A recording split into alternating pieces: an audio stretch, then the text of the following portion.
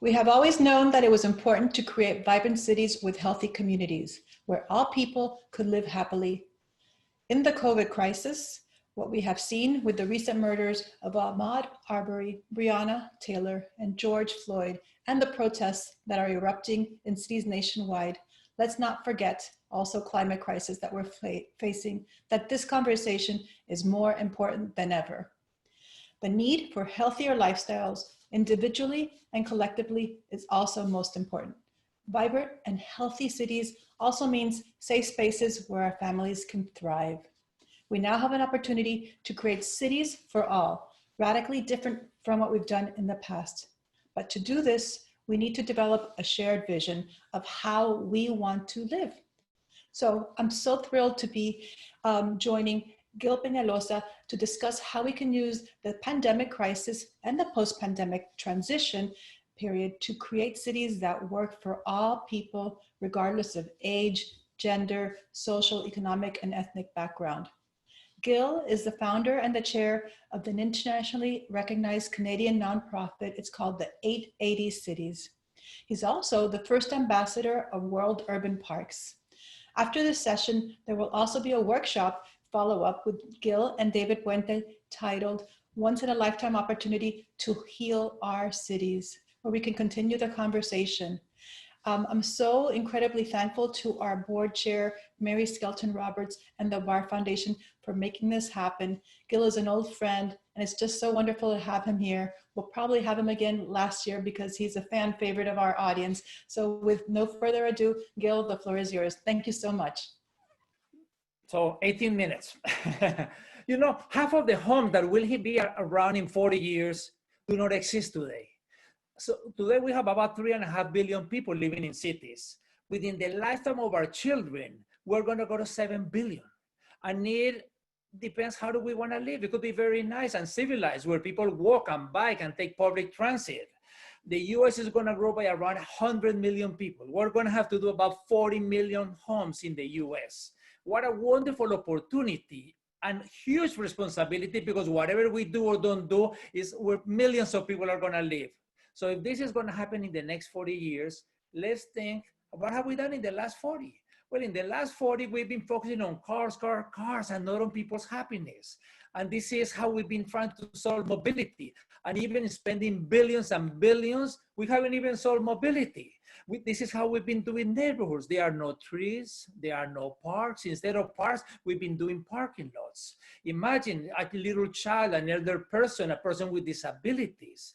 This is how we've been doing cities all over the world, Latin America and everywhere, segregating the poor people, sending the poor people to the worst places where there are no jobs, no education, no real possibility. This is 3 US cities, but it's similar in all of them by zip code. The dark red, the life expectancy is around 60. The light pink is 90. How can we even accept as normal that just by factor of luck, if you are born in one neighborhood, your life expectancy is gonna be 60, 10 minutes away, it's gonna be 90. And so the last 40 years, with very rare exceptions, have been mediocre or horrible, how we've been doing cities. We need to improve the cities that we have today, but we also need to create great cities for many, many people. We need to do it radically different. It doesn't matter if the city is 2,000 people or 5 million people. The issues are very similar. We got public health crisis, physical, mental, emotional. We got population growth. We are living longer, much longer. We got climate change. We see the symptoms everywhere. Even if some people don't want to believe, climate change is the biggest issue that we are going to face. So, nuestro momento, nuestro poder. The time is now. The power is ours.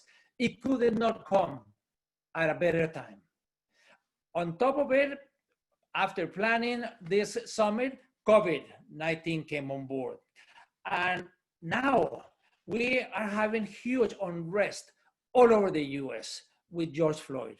He was killed and everybody's feeling hurt, everybody's feeling sad and angry and upset that this should not happen.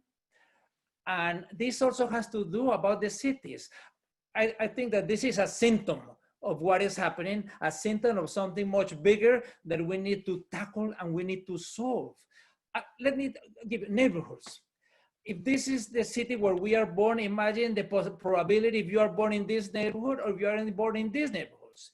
Think of the probabilities if you are born in the neighborhoods where the life expectancy is 60, where there are gangs, there are no lights, there's no parks, there's food deserts, there's not even a place to buy groceries, even if you wanted to. There are 4 times more convenience stores. Say, odds are totally against you. This is in the wealthiest country in the world, this is the homeless people in Las Vegas. How can we have this as living conditions during COVID-19 for the homeless? So COVID-19 has shown a lot of inequalities, a lot of things that we need to fix. Also, it has shown that the environment, how we were deteriorating the quality of life, the quality of the air that we breathe.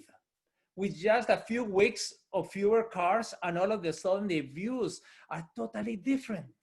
So the post-COVID-19, we need to work on it. It has to be equitable. It has to be sustainable.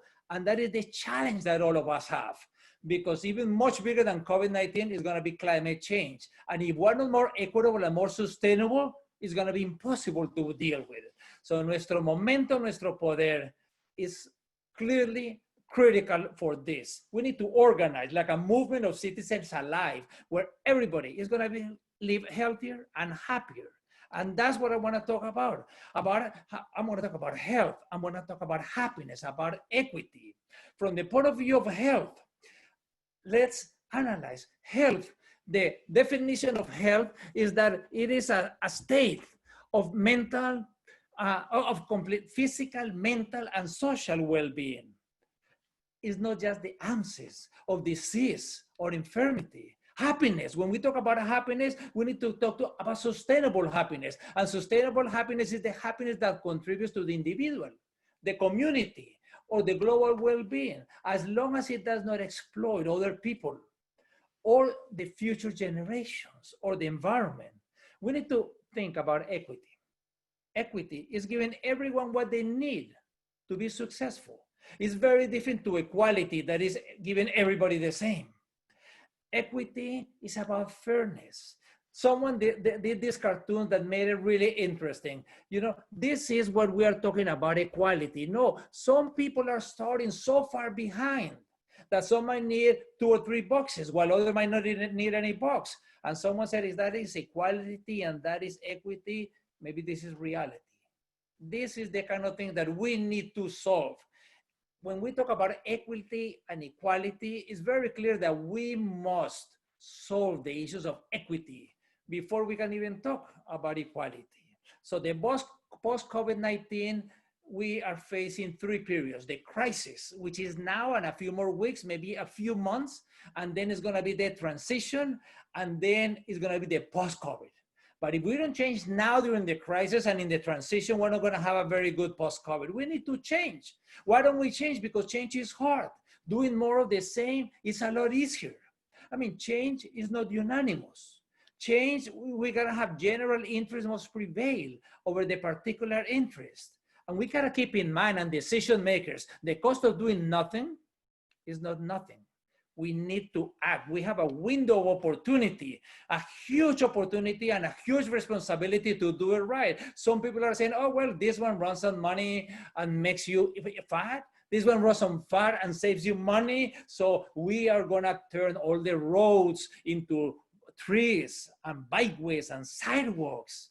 No, it's not so simple. There's a lot of other people that want the other way around. They say, oh, no, with this COVID crisis, I want my car, I don't want people, I don't want public transit. So it's gonna be, this might get a lot worse if we don't act. That's why this is a critical moment for everybody to act, to have clarity on how do we wanna live. I mean, when we evaluate cities, we should evaluate is how do we treat the most vulnerable citizens? And who are the most vulnerable? By age, of course, it's children and the elderly, but also is the people that are poor. It's also the people that have disabilities. It's also the people from racial minorities, from ethnic minorities. It's also the women. It's all of these are vulnerable people. I mean, it's not about creating a Disney world for the wealthy and healthy 20 to 60-year-olds. It's about everybody. It's about the vulnerable, and we say, okay, the Hispanic, the Latinos, where do they fit in all of this? Actually, there are Hispanics in all of these categories: children and elder and disabilities and blacks and poor and ethnics.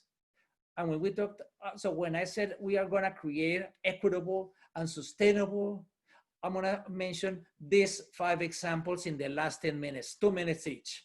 One is, I've been very lucky to have founded 880 cities and work in more than 350 different cities. And everywhere people ask me, Gil, what's 880 cities? Well, 880 cities is not really about walking or cycling or parks or streets. Those are the means, not the end. The end is, how can we have successful communities where people are gonna live healthier and where people are gonna be happier? Let's think for a minute, what if everything that we did in our community, the sidewalk, the crosswalk, the school, the library, everything had to be great for an 8 and an 80-year-old, not 8 to 80, 8 and 80 as an indicator species. Well, if it's great for the 8 and the 80, it's gonna be great for all from 0 to over 100. We need to stop building cities as if everybody was 30-year-old and athletic, and we need to create great cities for all. That is the concept of 880 cities. Also, want to mention an equalizer. Before immigrating to Canada, I lived in Bogota, in Colombia, and I was in charge of Ciclovia, that in America we call it open streets. I found a small program of a few miles and a few thousand people, and we turned it into the world's largest pop-up park. It's fantastic. We open streets to people, we close into cars, and the magic happens. Young and old and rich and poor. We went to 75 miles. All of these colors are by income level, And when I began, this is the upper, as you see, the purple is the upper income. That's the only open streets that existed in the city. And within 4 years, we had turned that little into 75 miles covering the whole city, especially the poorest people, the income, to connecting the wealthiest and the poorest, connecting all areas of the city, and young and old and rich and poor. And if you don't want to walk or bike along the route, we do aerobics or Tai Chi or Cha-Cha-Cha, but everything's about physical activity. And this is great. 1 out of 4 people come out every Sunday of the year. Why is this good? Because it changes minds. It reminds people that the streets are public space. When we look at any city in America, from the air, we see that about 30% of the air are streets, and the streets are public spaces. So it's magical how they turn, because it's also about social integration. Whether it's in Delhi or it's in Paris, it's about social integration. We meet each other as equals. That is what is most important, that in any city, anywhere of any size, they can and they should do it. Now over 300 cities are doing it. We see LA is doing it, we see New York is doing it, we see Portland, we see many cities, Tucson and San Jose and Atlanta, but these cities are doing it almost like an event. And this cannot be an event. This is not the 4th of July. This is not 2 or 3 or 4 Sundays a year. We need to do it citywide so that we connect the rich and the poor and all ethnicities and all races, and we need to do it weekly. This is the magic of this, is how can we meet each other as equals? The rich people and the poor people don't live in the same buildings. Their children don't go to the same schools. They don't even go to the same restaurants. We need to shake this up and meet as equals somewhere. The CEOs of the corporations and their minimum wage workers with their families. Also, we need to move on sustainable mobility. I'm talking about walking, riding bicycles, using public transit. For example, we need walking and cycling. We gotta make it safe and enjoyable. This could be any US city, any time of the year. Let's keep in mind, in the US, more than half of the trips are less than 3 miles. They could, if it was safe, it could easily be done walking or cycling. More than half of the trips. Walking and cycling is the only mobility for most people. It's the only mobility for all children and youth. So having it safe and enjoyable should be almost like a human right. Unless you think that only the people that have a car and the age to drive and the money has the right to sustainable mobility. That's what we're talking about: democracy, human rights, and sustainability. Walking. I mean, everybody walks. Every single trip begins and ends by walking. Just like the birds fly or the deer runs, people, we walk. And we need to make it nice and safe safe, and today is not safe. This is from the New York Times last month. Pedestrian deaths in the US in 2019 was the highest in 30 years. We need to improve walking. We need to make it safe. We gotta make it a priority, and we don't do it when we put all of these barriers or allow cars on the sidewalks or don't even do sidewalks. We're telling this woman every day, you are a second-class citizen when we do this. If we're gonna improve walkability, we need to lower the speed. It's not a technical thing. We know what needs to be done. We know that we need to lower the speed. We need to know that we need to create barriers. We know if we have a small island in the crosswalk, we eliminate more than half of the incidents. It's not a technical thing. This doesn't cost money. It's not financial. It's political, and that's why all citizens must participate. And we also can ride bicycles. This could be people in LA going to school. I mean, any city in the US could be as good as Copenhagen. Copenhagen is cold in the winter, it's hot in the summer, it rains all year round, and nevertheless, 41 out of 100 trips are done on bicycle. Another one I got up 50%. So this could easily be done. This could easily be any city in the US. And now we're facing a once in a lifetime opportunity.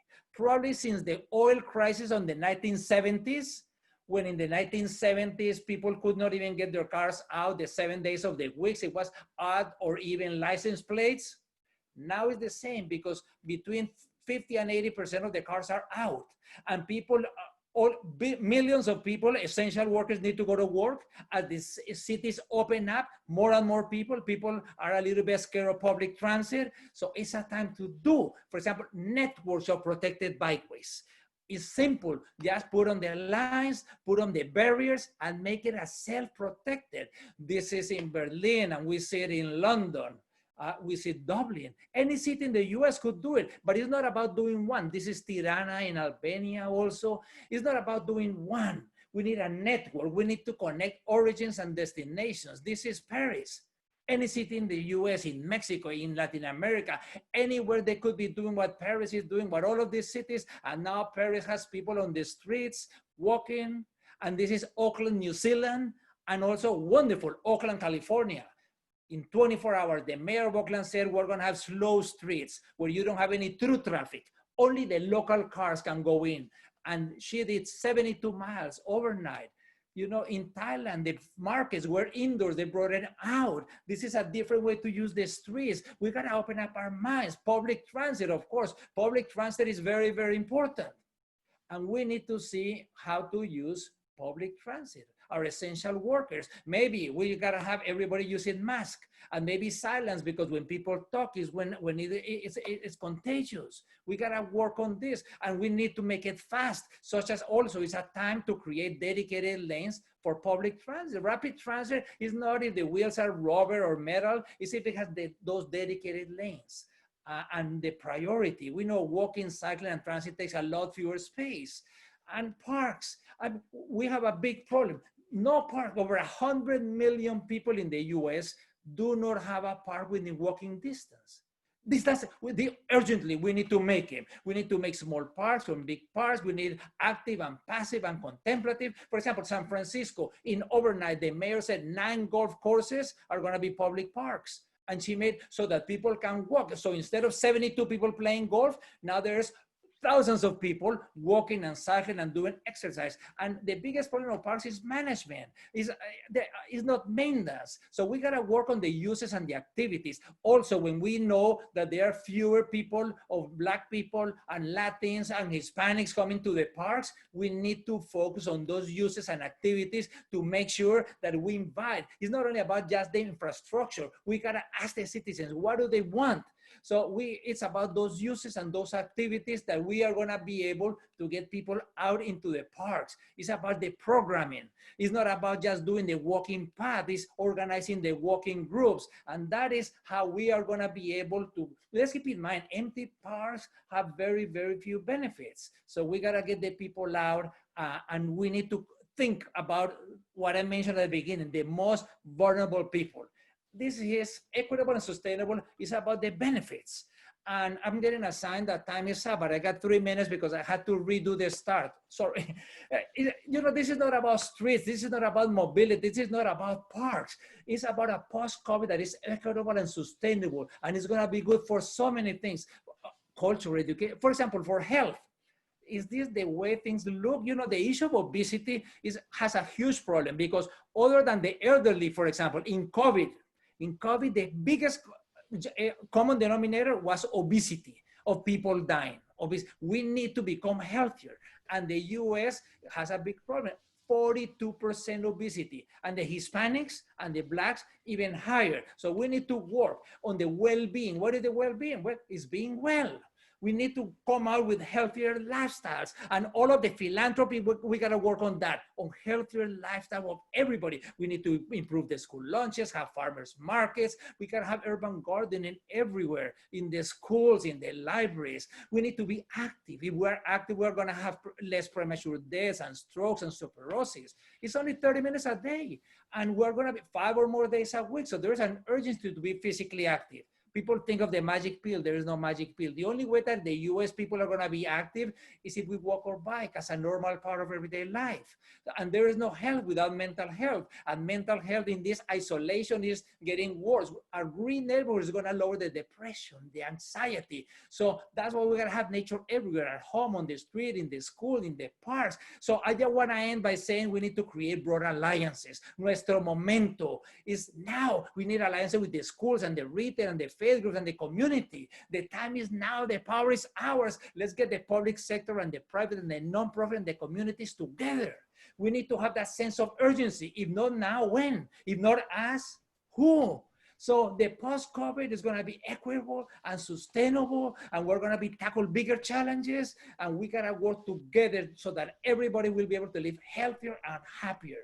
So this conference is right on time to get inspired and then to go out and act. So Hispanics and everyone, let's do it now. Thank you very much. Muchas gracias. Muchas gracias, Gil. Te lo apreciamos mucho. It's now 2 o'clock, so it's time for our workshops. So we'll move over there. There's lots of questions for you, Gil. People want to know how this will be done